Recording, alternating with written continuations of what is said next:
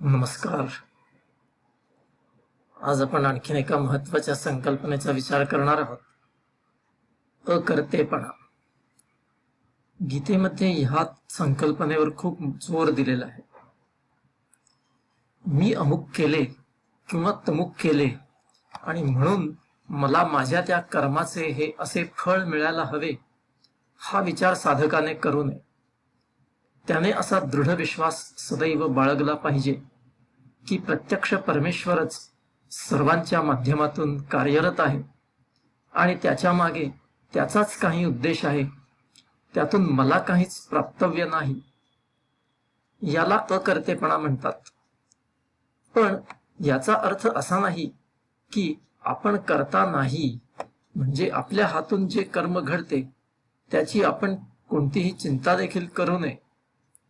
उदाहरणार्थ, याचा अर्थ असा नाही की एखाद्या खुन्याला सोडून द्यावे कारण तो त्या खुनाचा करता नाही. तो या अकर्तेपणाच्या संकल्पनेचा विपर्यास होय. त्या संकल्पनेचा या संदर्भात योग्य अर्थ पुढील प्रमाणे आहे.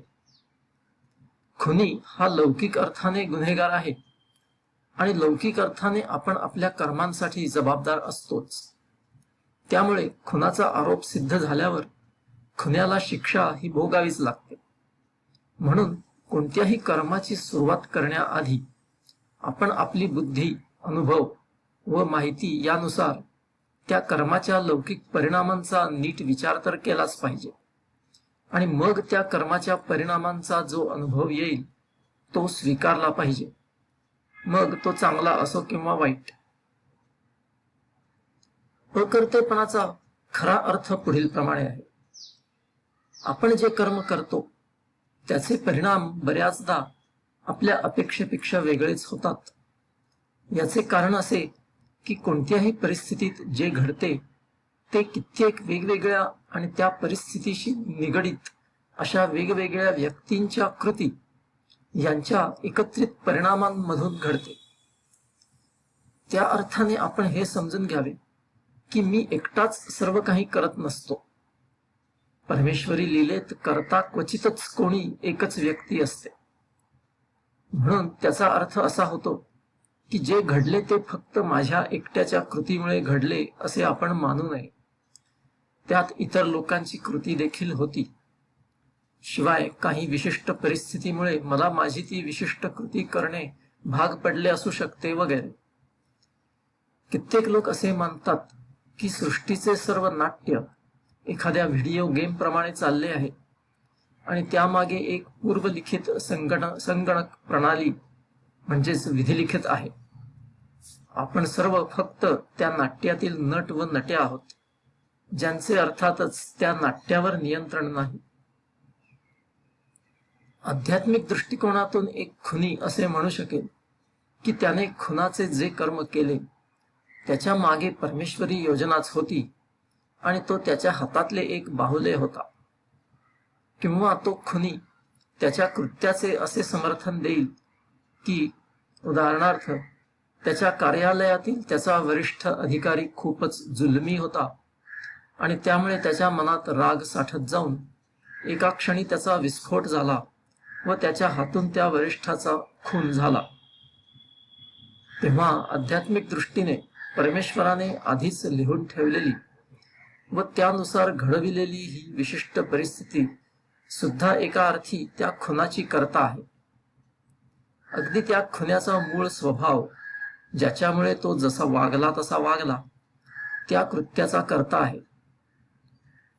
तो खुनी जन्माला आला तेव्हा त्याचा एक मूळ स्वभाव घडत गेला. हे दोन्ही म्हणजे त्याचा मूळ स्वभाव आणि पुढे त्यावर होत गेलेले संस्कार, याला तो विधाता कारणीभूत आहे, जो एका अर्थी त्या कृत्याचा करता आहे. अशा प्रकारे मनुष्याचा अकर्तेपणा आध्यात्मिक अर्थाने समजून घ्यावा. कर्तेपणा या संकल्पनेचा एक महत्वाचा पैलू समजून घेणे उपयोगी आहे. एक सर्वसाधारण मनुष्य त्याच्याकडून घडलेल्या कृत्याचा कर्तेपणा त्याच्या सोयीनुसार स्वतःकडे घेतो किंवा टाळतो. मनुष्य स्वभाव जसा असतो त्यामुळे हे अगदी सर्वसामान्यपणे दिसून येते की जेव्हा आपल्या कृतीचे अपेक्षित आणि चांगले फळ मिळते तेव्हा आपण त्या कृतीचे कर्तेपण आपल्याकडे घेतो, त्या फळाचे श्रेय घेतो. पण त्या उलट जर फळ वाईट मिळाले तर मात्र आपण दोष स्वतःवर न घेता इतरांवर ढकलण्याचा प्रयत्न करतो, म्हणजेच कर्तेपणा टाळतो. हे योग्य नाही. आपले तत्वज्ञान ही एकच आणि त्यात सातत्य असले पाहिजे. आपल्या स्वार्थासाठी त्यात सोयीस्कर बदल करत राहणे योग्य नाही. गीतेत श्रीकृष्ण म्हणतात की मनुष्य प्राणी हा कठपुतळी बाहुला आहे, किंवा तो रथात बसलेल्या मनुष्यासारखा स्वतः काहीच न करता रथ जिकडे जाईल तिकडे जातो. तसेच याला आणखीन एक शब्द वापरला आहे, तो म्हणजे यंत्रमानव. इंग्लिशमध्ये ज्याला रोबो म्हणतात. कर्तेपणाच्या संदर्भात एक महत्वाचा प्रश्न ज्याचे उत्तर अत्यंत कठीण आहे तो असा की मी करता आहे असे जर आपण मानले तर तो मी तरी नक्की कोण आहे हे आपल्याला कुठे माहीत असते. सर्वसामान्यपणे शरीर ही त्या मीची ओळख असते, पण आपल्याला हे माहीत नसते की आपण जी कृती केली ती नक्की कोणत्या प्रक्रियेतून ठरली आणि घडली. आपल्या विचारांवर आपले नियंत्रण नसते. अगदी आपला हात हलवण्याच्या साध्या अशा कृतीसाठी कित्येक पेशींचा हातभार लागतो. मग आपण असे कसे म्हणू शकतो की मी ते केले? बऱ्याचदा काय करावे, असे करावे की तसे, अशा विचारांच्या जंजाळात आपण अडकून राहतो व कालांतराने एक निर्णय घेतो. तो निर्णय घेण्याच्या मागची आंतरिक प्रक्रिया आपल्याला माहीत नसते. कित्येकदा तर आपण असा निर्णय घेऊन कृती करतो जी आपल्या मनाला नको असते. आपल्या आवडीनिवडी कशा घडतात ते आपण सांगू शकत नाही. उदाहरणार्थ, एकाच घरात वाढणाऱ्या दोन भावांच्या आवडीनिवडी वेगळ्या असू शकतात.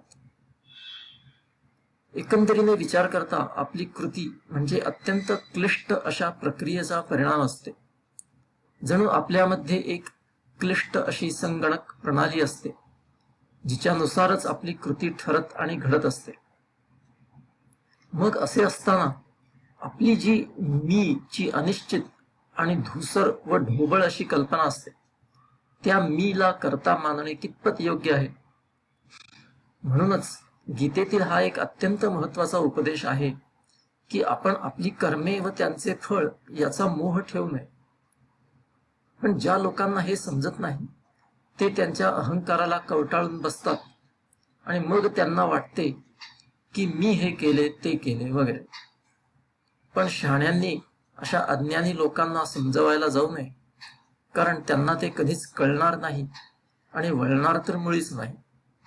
निदान अध्यात्माची तळमळ त्यांच्या मनात जोपर्यंत निर्माण होऊन स्थिर होत नाही तोपर्यंत तर नाहीच नाही. गीतेत कर्म आणि अकर्म या संकल्पना आहेत. अकर्म म्हणजे काहीही न करणे आणि कर्म म्हणजे कृती. गीतेत एक श्लोक आहे ज्यात असे म्हटले आहे की योगी कर्मात अकर्म आणि अकर्मात कर्म पाहतो. ही संकल्पना खूपच चक्रावून टाकणारी आहे. या संकल्पनेच्या मुळाशी अकर्तेपणा आहे. कोणत्याही एखाद्या परिस्थितीत मी एखादी कृती करत असेन किंवा स्वस्थ बसलेलो असेन, मी जर काहीतरी कृती करत असेन तर मी असा विचार करू नये की मी हे करत आहे. त्याऐवजी मी असा विचार करावा की मी निव्वळ एक निमित्त मात्र आहे आणि करता करविता परमेश्वर आहे. दुसऱ्या शब्दात, मर्यादित शरीराधिष्ठित ओळखीला महत्व न देणे. तसेच जेव्हा मी एखाद्या परिस्थितीत काहीच न करता स्वस्थ बसलेलो असतो तेव्हा मी असा विचार करावा की या परिस्थितीत मी काही न करणे व इतरांनी काहीतरी करणे हा परमेश्वरी योजनेचाच एक आवश्यक भाग आहे. मी काहीही न करता स्वस्थ राहणे व इतरांना त्यांचे काम करू देणे हे एक प्रकारे माझे कर्मच आहे. अन्यथा माझ्या काहीतरी करण्याचा परिणाम इतरांच्या कामावर होऊन जे घडायला हवे त्याऐवजी दुसरेच काहीतरी घडेल. अकर्तेपणा म्हणजे काहीच न करणे नव्हे.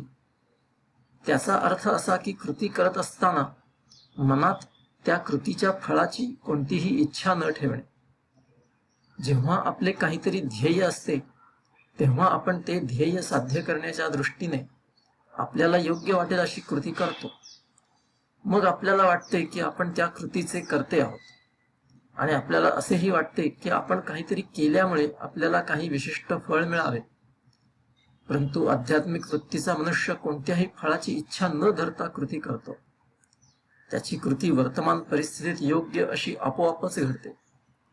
त्याचा असा दृढ विश्वास असतो की परमेश्वर मला पुढे करून त्याला हवे ते कर्म माझ्याकडून करवून घेत आहे आणि माझ्या शरीराकडून घडणाऱ्या कर्माच्या फळस्वरूप मला काहीही नको आहे.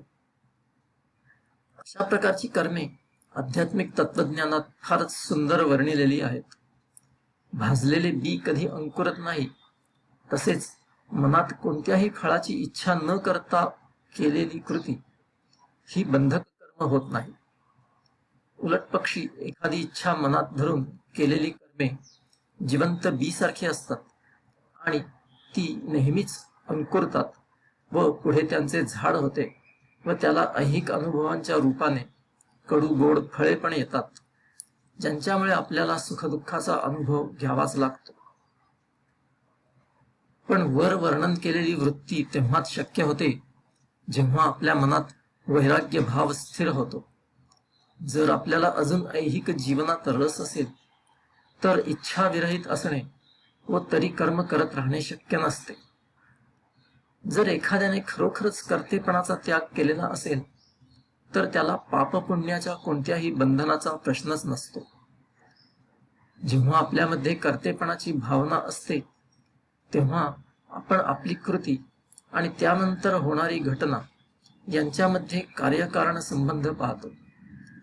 पण जर कर्तेपणाच नसेल तर जे काही या क्षणी घडत आहे त्याचा भूतकाळाशी कसलाही संबंध आपण जोडत नाही आणि अशी दृढ भावना ठेवतो की सर्व काही परमेश्वरी योजनेनुसारच घडत आहे आणि मी किंवा कोणीही करता नसून परमेश्वरच करता करविता आहे. तर आपण इथेच थांबूया. पुन्हा पुढच्या वेळी भेटू. तोपर्यंत नमस्कार.